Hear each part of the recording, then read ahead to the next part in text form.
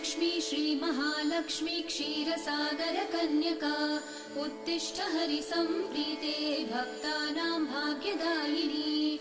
श्रीलक्ष्मी श्रीमहालक्ष्मी क्षीरसागर कन्यका उत्तिष्ठ हरिसम्प्रीते भक्तानां भाग्यदायिनी।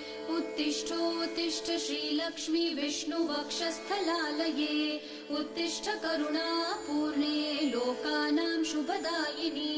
उत्तिष्ठोत्तिष्ठ श्रीलक्ष्मी विष्णुवक्षस्थलालये उत्तिष्ठ करुणापूर्णे लोकानां शुभदायिनी।